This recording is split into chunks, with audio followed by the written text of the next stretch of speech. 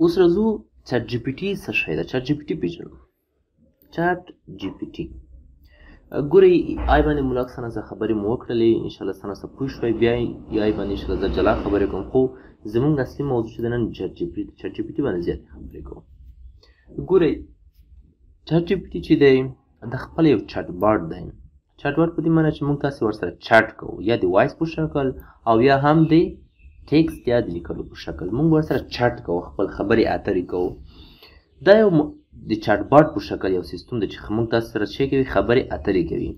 دا جوړ شوی دی د اوپن ای آی کمپنۍ په واسطه. دا یو اوپن ای آی په نوم کمپنۍ دی، خصوصا د ټول خدمات سره چې کار کوي، فعالیتونه کوي د آی په بخش کې کوي. ډېر مخته تللی دی دغه. بل او دغه چټ جی پی ټي په کوم شکل باندې کار کوي؟ تاسو کار کوي په جی پی ټي شکل باندې. وګورئ دغه جی پی ټي چې اخیستل شوی دی، دا جی پی ټي د خپله جنریټیو پری ټرین ټرانسفارمر معنا ورکوي، او دغه چې د خپله د ارټیفیشل انټیلیجنس د ژبو څخه یو ماډل دی. خپله دغه د ای آی د ژبو څخه یو ماډل دی چې د جی پی ټي په شکل څنګه کوي، دا فعالیت ترسره کوي، یعنې جنریټیو پری ټرینډ ټرانسفارمر. دغه په دې شکل باندې څنګه کوي، تاسو ته کار کوي. نو دغه چې دی په دغه ټکنالوژي باندې څه کوي، وابسته دی. دغه چټ جی پی ټي چې اوس موږ تاسو وایو، موږ سره چټ کوي د جی پی ټي په ماډل باندې یا د جی پی ټي په ژبه باندې. چې جی پی ټي چې دی جنریټیو پری ټرین ټرانسفارمر مخفف دی، چې تاسو کولی شئ دلته کې ووینئ. نو د خپله د اوپن ای آی کمپنۍ دی، او دغه دنده چې ده کوم ډول کار کوي، موږ سره چټ باټ په شکل. چټ باټ یعنې خبرې اترې. بل چا جوړ کړی دغه؟ دا جوړ شوی دی اوپن ای آی کمپنۍ لخوا. دا خو مې تاسو یادوري وکړله.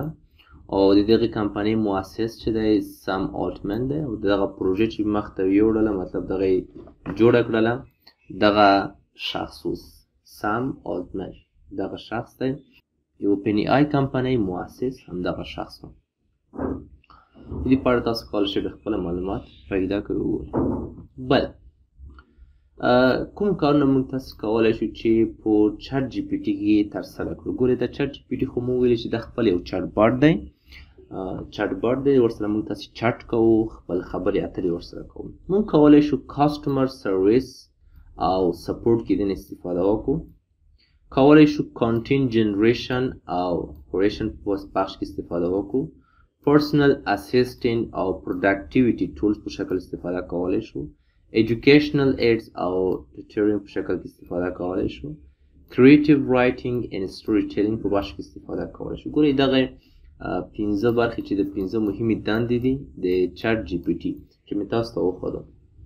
اوس په دغه هر یو کې انشاءالله زه تاسو سره راځم، مثالونه درکوم چې څنګه اوس تاسو وینه په دغه برخه کې استفاده کولی شئ، په دغه برخه کې استفاده کولی شئ. دغه ټولو برخو باندې انشاءالله یو یو جلا جلا تاسو سره معلومات شریکوم، خبرې کوم. خب اوس څنګه موږ تاسې چټ جی پی ټي نه استفاده وکړو؟ ګورئ تاسو به داسې چل وکړئ، که چیرې ګوګل ته ځئ، ګوګل ته ورشئ، HTTPS ولیکئ یا عمومي خالي ولیکئ چې چټ جی پی ټي. ګوګل ته ورشئ، چټ جی پی ټي ولیکئ، تاسو خپله راځي. هغې نه وروسته را اکاونټ پکې جوړ کړئ، خپل معلومات تاسو نه کوم معلومات چې غواړئ خپل معلومات ورته داخل کړئ او ساین اپ یې کړئ. بس خلاص. موبایل کې پلی سټور ته ورشئ.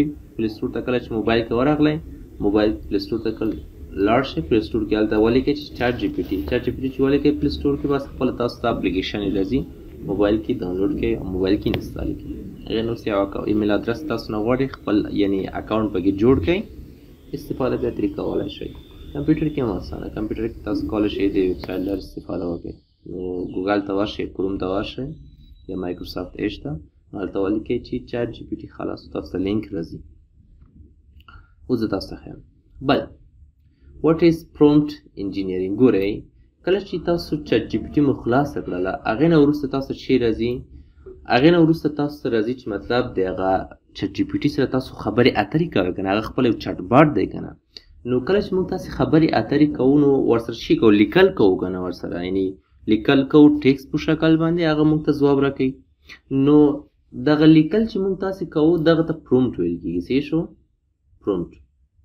د کوم لیکل چې موږ تاسې دستورالعمل یا پوښتنې ترې کوو، یا موږ تاسې شی ترې غواړو، معلومات غواړو یا بل څه، دغه څیز ته چې دی بیا په اصطلاح کې موږ ورته پرومپټ وایو. یا په اصطلاح کې ورته ویل کېږي چې پرومپټ انجینیرینګ. خو دا خپله یو پرومپټ انجینیرینګ په نوم مشهور دی. د پرومپټ لیکل هم خپله اوس یو کاروبار شوی دی، یعنې یو انجینري مسلک دی د خپله. که څوک په دغه باندې ښه پوه وي هغه ډېر ښه کاروبار کولی شي. دغه تقریبا داسې وښیي چې موږ تاسې هر څوک چې دغه پرومپټ انجینرینګ باندې ښه پوه شي، مطلب ډسکرایب یا تشریح کول یې ښه وي. مثلا موږ یو معلومات غواړو، هغه پوښتنه په واضح ډول د چټ جي پي ټي نه نشو کولی، خو که څوک هغه پوښتنه په واضح ډول د چټ جي پي ټي نه وکړي، هغه یا ښه منظم تشریح کړي ورته یا منظم کار ورته وسپاري، هغه بیا څنګه کولی شي هغه دقیق ځواب پیدا کولی شي یا هغه دقیق ځواب ترلاسه کولی شي د چټ جي پي ټي نه. نو دغه شخص ته بیا پرومپټ انجینیر ویل کېږي. صحیح ده، چې ښه لارښوونه ورته لیکي، ښه پوښتنه ترې کوي او پوښتنه ښه تشریح کوي ورته. چټ جي پي ټي بیا سر ښه خلاصېږي، هغه ښه ځواب ورته ورکوي. نو دغه شخص ته موږ بیا پرومپټ انجینیر وایو. اوس راځو مخته. ما لږ معلومات راټول کړو. مثلا همدا اوس په انډیا کې تقریبا یو کس په عادي ډول د پرومپټ انجینیر چې ده معاش یې 9 لکه انډیکلدارې دي، او همدارنګه 15 لکو پورې، همدارنګه 450 خو همدارنګه 10% خلک تقریبا 9 یا انډیکلدار لکو پورې دوی عاید د همدغه پرومپټ انجینرینګ نه ترلاسه کوي. خو اوس راځو موږ څنګه دین استفاده کوو په دې باندې خبرې کوو.